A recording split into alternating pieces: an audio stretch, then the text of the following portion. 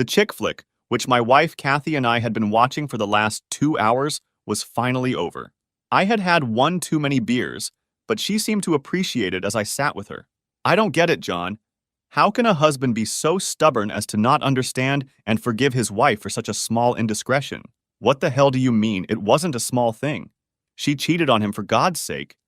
Any wife who cheats on her husband deserves any punishment. It's unacceptable in any situation. That's terribly harsh, John.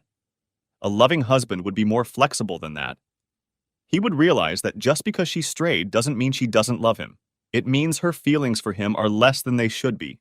A wife who cheats on her husband is actually saying she doesn't respect him and has no qualms about demeaning him, even if it's not to his face. In her eyes, he is less of a man regardless. What if that is not her intention? It doesn't matter what her intention is, Kathy. What matters is that she did it, and the result is inevitable. That's a lie, John. I can't believe you are so old-fashioned. All these things can be discussed and resolved. There is never a need for revenge on the part of husbands. That only applies when the wife confesses the cheating before she is discovered by the husband. If he finds out before she tells him, she is doomed. If she denies it after she is found out, she should be burned at the stake. Most husbands are so unaware of what their wives do that very few get caught. This is a stupid argument. I'm going to get ready for bed. I'll be up in a few minutes. Kathy and I had spent most of the day at flea markets and garage sales. I didn't mind taking her every weekend because I usually found things to look at while she dug up trivets. She collected old cast-iron trivets. The uglier they looked, the more I loved them. We both worked and were saving as much money as we could for our first house. Of course, I had to have a big kitchen with enough wall space for at least 100 placemats. We had only been married 6 years, but had been together several years before that. She was short and a bit stocky.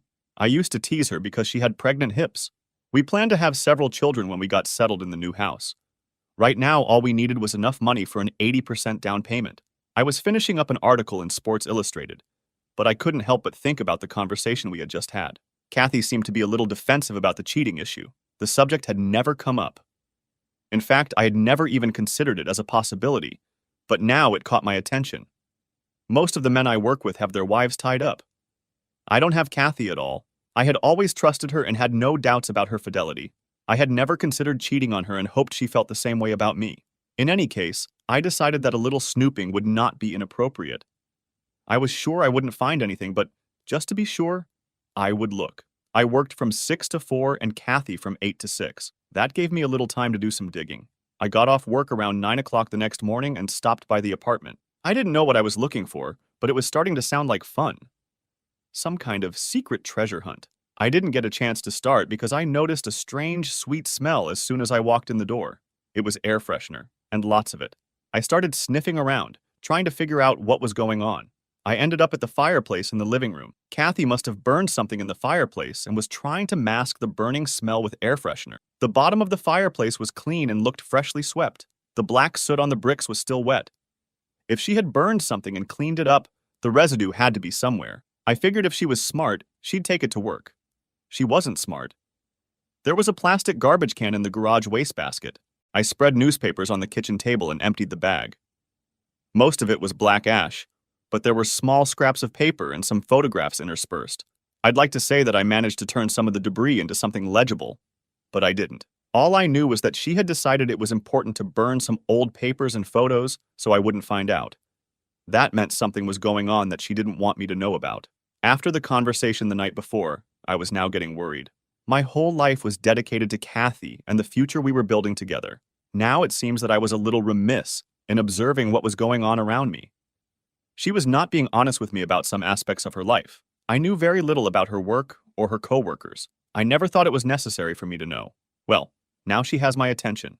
I stopped by Radio Shack on my way to work and bought 3 voice-activated digital audio recorders and spare batteries. At the wireless office, they were happy to give me hard copies of the last 3 months' calls on our 2 wireless units. I explained that we were being audited by the IRS and needed the information to verify deduction. I asked for both phones so it wouldn't look suspicious, but threw mine into the shredder at work. For the first time since I got married, I started having bad thoughts about my wife. I didn't like that. But I was just guessing. I got home a few hours before Kathy and had time to set up the recorders. The one in the living room, the one in the bedroom, and the one in the kitchen. I had to adjust the one in the kitchen so it wouldn't record the refrigerator running. I would turn them each on when I left for work in the morning. Dinner was ready when Kathy came home. Hi, sweetie. I hope the chili is okay. Sounds good as long as it's not too hot. About halfway through the meal, I started to probe. Hey, the house smelled like hell when I got home. It was like a cross between lilacs and burnt rubber. What the hell did you burn in the fireplace before you left for work? She'd been caught. She had tried to hide that she had burned those things, but now it had come out. Oh, it was nothing. Just some old papers and stuff from school. Why the hell did you burn them? Why didn't you just throw them in the trash or run them through the shredder? The way you cleaned the chimney, it looked like you were getting ready for the CSI to come in. I don't know. Why is it such a big deal? Kathy, I find it very odd that you got up this morning, got ready to go to work, burned a bunch of old school papers, and then cleaned it up to make it look like it never happened. Do you blame me for being suspicious? Besides, they didn't look like school papers. They looked like letters and photographs. What the hell did you do? Go rummaging through the trash and pull that stuff out just so you could accuse me of something? Yeah, well, fuck you, asshole. You do the dishes. I'm going to take a shower and go to bed and read. You can sleep on the couch. Kathy had never spoken to me like that before, but I had never accused her of anything. A few seconds later, the shower was running. I pulled her cell phone out of her purse and copied all her speed dial numbers, all outgoing calls, all incoming calls, and all messages. It only took me a few minutes to scan her phone book into a computer file. I didn't mind sleeping on the couch, but the living room still smelled of lilacs and ash. I had plenty of time off from work, so I took the day off. I turned on the recorders and left the house at my usual time, but went to Denny's instead. Shortly after 8 o'clock, I returned home. Kathy made a call. Hi, I'm having some problems at home. No, it's nothing like that. She just suspects something is up, but has no idea what it is. She's being irritating and it's starting to piss me off. Okay.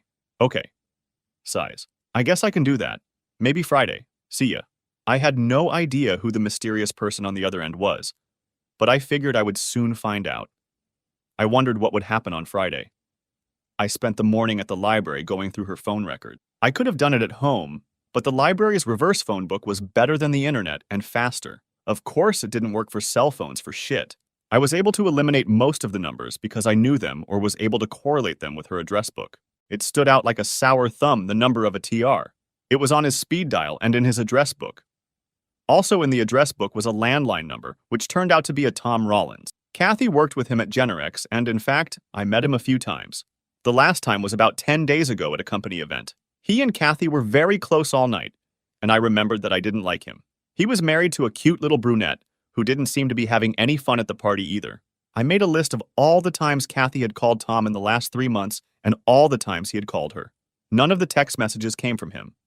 I assumed that Tom was the one Kathy had called this morning. There were a lot of calls, but I was just guessing. After making a couple of copies of the phone list, I stopped by Tom Rollins' house. I figured I had nothing to lose, so I knocked on the door. John Connor, I was hoping I could talk to you. Come in. Damn, it was an unexpected surprise. I'm sorry. I'm at a disadvantage here. I know you're married to Tom, but I don't think we've met. My name is Sylvia, but everyone calls me Sly. She held out her hand, and I shook it out of politeness. John, what I need to talk to you about is the affair your wife and my husband are having. Wow. It hit me in the face again. I wasn't expecting that either. She seems to know a lot more than I do. I'm filing for divorce from Tom and I'm naming Kathy in the suit. I have a lot of documentation to support it and would like to assist in several things. Sylvia, I don't mean to give you a hard time about this, but the truth is I just found out yesterday. I have no information to help you. The only thing I have right now is some phone records. Let me see. She was really anxious about what little I had. I gave her one of the copies I had and told her she could have it. Sylvia started going through the phone records like an IRS auditor. She made notations in the records and checked the information against the documents she had. She was smiling, and I thought she would burst out laughing at any moment. The more he worked, the more feverish he seemed to get. I finally stepped in. Is there any information you can share with me? Of course. I'm willing to give you everything I have. Here, this is what I've gathered the last 2 weeks. She handed me 3 motel receipts. They indicated the date, time, and of course the name of the motel. All 3 were different. All 3 were paid in cash. The donkey doesn't realize that every night when he goes to sleep, I go through his pockets. I take the receipts and he doesn't even notice they're missing. He lives in his own world. I'm invisible to him. He seemed to get angrier and angrier as we talked. I started to get a little worried for my safety. I hoped he wouldn't get mad at me for being Kathy's husband. The veins were popping in his neck like a wrestler on TV. I don't think I've ever seen a woman so furious. She made me copies of the motel receipts and gave them to me. I have plenty more receipts and other things if you need them. Oh, wait. Let me show you something special. She left and came right back with a little zippered baggie. Inside was a pair of women's panties. Do you recognize them? Of course. In the baggie was a pair of gray-green bikini panties that belonged to a set my wife had. I pulled them out of Tom's coat pocket the night of the last company party. He went crazy looking in the closet and in the car, but he didn't dare say a word to me. Can I borrow them? Only if you promise to give them back to me. Deal. For the next hour, Sylvia Rollins ranting like a madwoman. I tried to leave several times but couldn't. Finally, she said she needed to lie down for a while and gave me the opportunity to leave. She mentioned that Tom hated condoms and refused to use them. I had dinner ready when Kathy came home. I was hungry as hell because I had skipped lunch. My wife was cool as a cucumber. I realized why I had never noticed anything. I picked up the plates and put out a couple of pieces of key lime pie, her favorite, and some coffee. Everything was very quiet. Kathy, can I ask you a question without you getting mad at me? Are you still going on about the fireplace? No, it's something else. Okay, go ahead. Where are the panties that go with this bra? I held up the greenish-gray push-up bra that went with the panties Sylvia gave me. I don't know. I guess in my dresser. Why the hell are you messing with my underwear? Are you turning into a pervert or something? Would you go get the panties for me? Kathy sat up and looked at her pie. There was no way I could get the panties, and she knew it. I could tell she was starting to get angry. You know, I just remembered. I threw them away last week. All the top elastic came out, and I didn't feel like fixing them. They were less than a month old, Kathy. You bought them at the mall 3 weeks ago. How did they wear out so fast? Her lower lip was quivering. Veins were popping in her neck. Her fists were clenched tightly. Damn. It was like he was with Sylvia all over again. Okay, Mr. Smarty Pants. Tell me what happened to my panties. Last week, when we were getting ready to go to your company party, I saw you get dressed. You wore this bra and the panties that go with it. I remember thinking how good you looked. When we got home from the party, you undressed in the bathroom, but I noticed you weren't wearing any panties. How did you lose your underwear from the time we left the house until we got home? I think you're wrong. I did have them on when I got home. You just didn't see them. Okay. Then tell me how they ended up in Tom Rollins' coat pocket? I held up the zippered bag containing the panties. Where the hell did you get them? From Sylvia, Tom's wife. Why? Son of a bitch. Stop sticking your nose where it doesn't belong. There's nothing going on between me and Tom. I have no idea how his wife got my panties. You got any more shit you want to throw at me? One more thing, Kathy. Here's a little form I made. I'd like you to fill it out. All I want to know is the date and place you met other men outside of our marriage. Here it is for you. As Kathy watched, I filled in the name of the motel and the date she and Tom last met.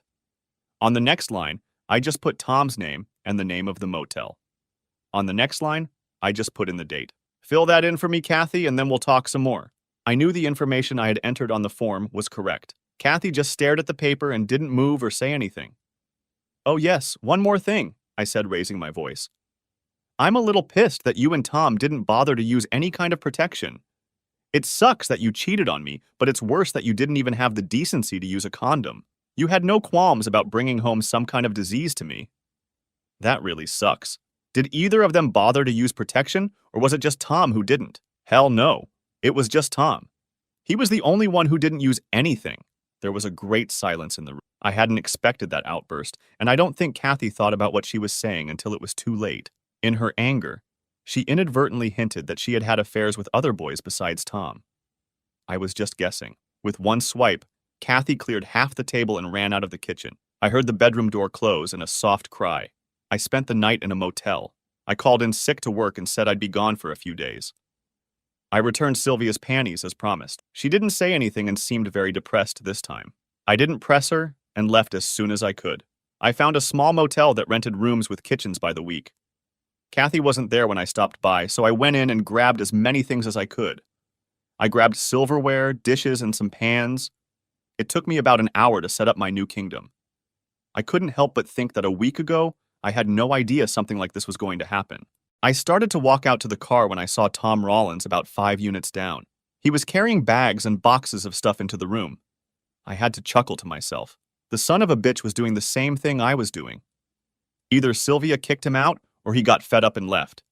It didn't matter, the result was the same. Just then, Kathy's car arrived. She didn't see me or notice my car. They talked a bit and then went into the room. After about 10 minutes, I decided it would be a good time to go to the house and get the rest of my things. I was sure they would be busy for at least an hour. I packed everything I could into the Honda. I took the computer, the cameras, the portable TV, all my CDs, and even took my George Foreman. I was unhooking the answering machine when there was a knock at the door. Mr. Connor? There were 2 policemen at the door.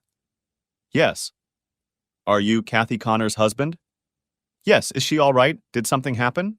I'm sorry to have to tell you this, sir, but your wife is dead. No, you're wrong. I just saw her about 2 hours ago and she was fine. Where did you see her? She was at the Desca Motel on Penn Avenue with Tom Rollins. Mr. Rollins is dead too. How? They were shot.